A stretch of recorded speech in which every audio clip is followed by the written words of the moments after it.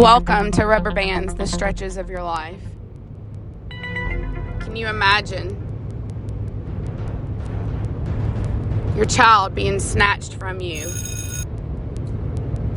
without any regards to anything? Welcome to turning white trash into cold. As I sat at my desk at a job I've been at for almost 10 years, the day before Thanksgiving, 2021, chatting it up with my husband on the cell phone, I receive a call on call waiting, and it's DHR, the Department of Human Resources, as it's called here in Alabama. So my name is Tanya Sanner, and that's Tanya with an A. My husband is Keith Sanner, and my son is Kingsley, and we call him Kings. So DHR, as we call it here in the Deep South, calls me up. The girl on the other end, greener than the green thumb I do not have when it comes to gardening, begins to tell me about a report made on me that I've beaten my child 2 years prior, black and blue, and that I use Adderall without a prescription, but yet taking my husband's prescription. I began asking a lot of questions, as I'm a licensed master social worker for the state of Alabama and have been since 2012. I hold a master's degree from the University of Alabama and a bachelor's degree in both social work. My bachelor's is from UAB, University of Alabama at Birmingham. I've practiced social work for almost 20 years. I no longer work for the Department of Human Resources. So the desk I was sitting at was not DHR. However, this girl that's green on the other end is probably sitting in my old desk because I work for the exact county that I live in. And she currently worked at. I gave her a plethora of resources, professional and personal. Gave her my rights as a citizen and a parent by the statute of the state of Alabama code. That I had rights representation, as did my husband and my son. I had enough training when I worked for that department, Jefferson County, Alabama, to renew my license for 2 years in one setting of training before hitting the floor as a worker for Jefferson County in 2012. Jefferson County used to be under the RC consent decree, which was lifted from the county in 2020. The RC consent decree says that no child with a disability shall be removed and placed in any kind of institution or foster care placement without proper resources and placement explored, such as family and or friends. As RC suffered some mental disabilities and was not treated well. My son suffers from severe ADHD, as do I. My husband suffers from ADD. As I hung up the phone in complete disbelief, I rocked on with my day, as did my husband. Little did I know, found out 2 weeks later, after reviewing cameras at my home, that this worker, along with another worker, supervisor, somebody, and the police department of Hueytown, Alabama, were at my door to summary removal my child. Summary removal means that they can show up at your door within 24 hours of a report if they feel there's imminent risk, danger, what have you, and snatch your child without any recourse and walk away with them, and good luck to you fighting to get them back with no proof of anything. They did not get to do that because my son does not attend a public school and they could not locate him, and my husband and I were at work, so I had no idea they had even come to my home until 2 weeks later when reviewing camera footage. So we rocked through Thanksgiving. December 3rd comes.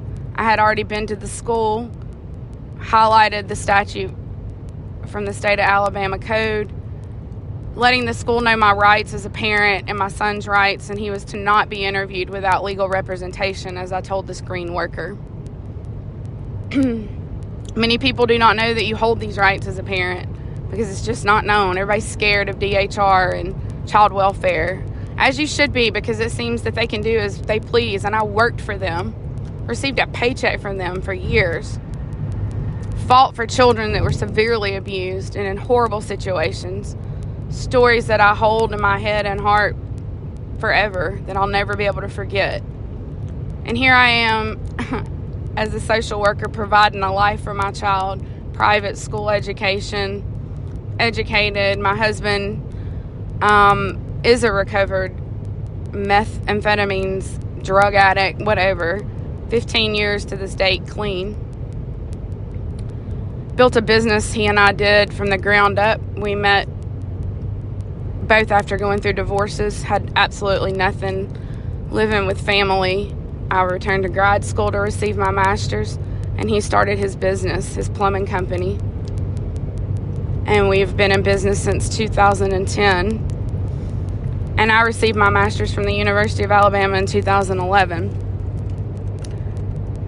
Kingsley came along in 2013 as they told me I'd never have a child. Didn't know I was pregnant for 3 months. So he was a miracle baby. So here I am hearing this news from this green worker, like, I just complete astonishment, like, this can't be happening. But the one thing I left with from that training was, you have the right to refuse them in your home, and I did. I had done nothing wrong, and I did not want anybody in my home without legal representation, and I let that be known. I asked that green worker, please get with me when I could be interviewed along with my attorney. Never heard another word. As I said, I'd let the school know that prior to them even calling that I had felt this was going to happen, and took the statute up there. And the reason I felt it was going to happen is because my brother, who was a captain for a local sheriff's department in Shelby County, Alabama, passed away in the year 2016, the day before Halloween. And I had let his ex-wife back into my life that he was married to for 17 years and rent one of our 2 rental properties out of the goodness of my heart for next to nothing. And she became vindictive when I evicted her for not paying utilities, etc. So I knew what her next move would be, because the devil's angels walk amongst us. And my intuition told me she would be doing this. So the school, when the workers showed up on December 3rd without warning, did as I asked, and my son was not left alone. But he's timid, like my husband, quiet as a mouse. Didn't want to talk, so he didn't talk. However, he is a social butterfly, just like his mama, and talked to a wall when needed. So we rock on. I don't hear a word. My husband doesn't hear a word.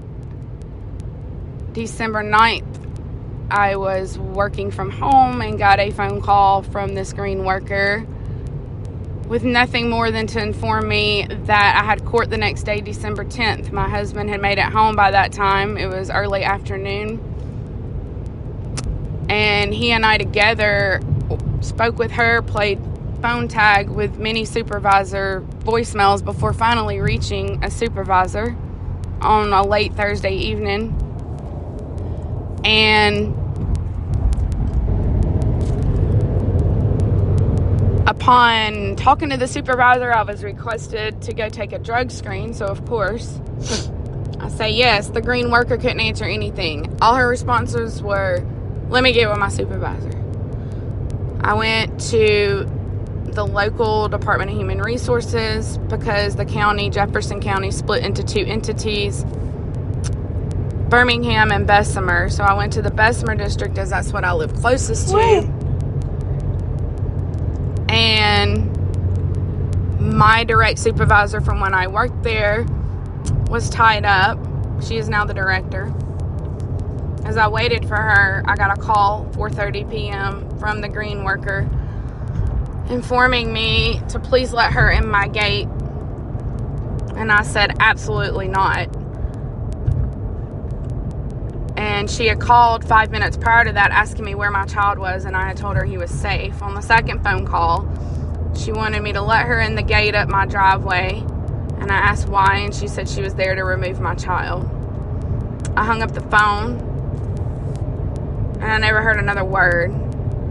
My attorney got with the DHR attorney the following Tuesday to be told that there was no pickup order and life was fine. We rocked on through Christmas, never heard a word.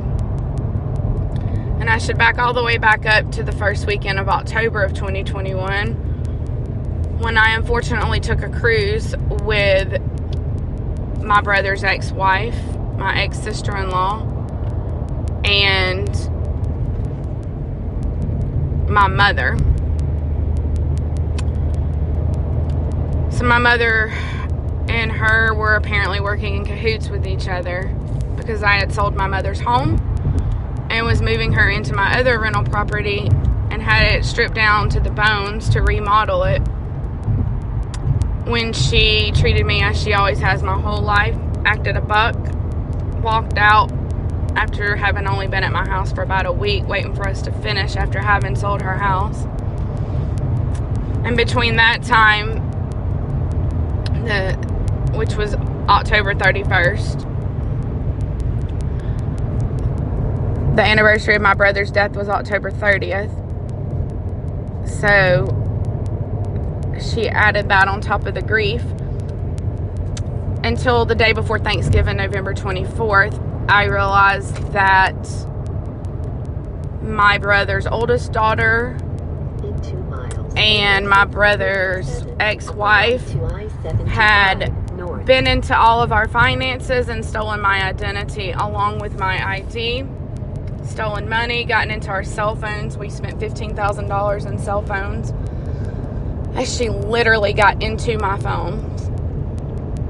I know you're like, huh? How does someone do that? Through Apple ID, knowing the unlock code to your phone, through Shortcuts app, and all the other standard apps that are put onto the Apple iPhone that my husband and I both had. You are able to get into someone's phone and get any information you want. So as I was dealing with trying to stop the madness of all of our finances and stuff she was doing, she had canceled business debit cards, ordered new ones, stole them out of our mailbox, uploaded them to my Apple Pay, was using my Chick-fil-A app, uploaded a Fast Pass to Apple Pay that I didn't even know existed, used all my points, was using American Express cards that she had added digitally when I was on the cruise via my iPad, so it would look like I had done it.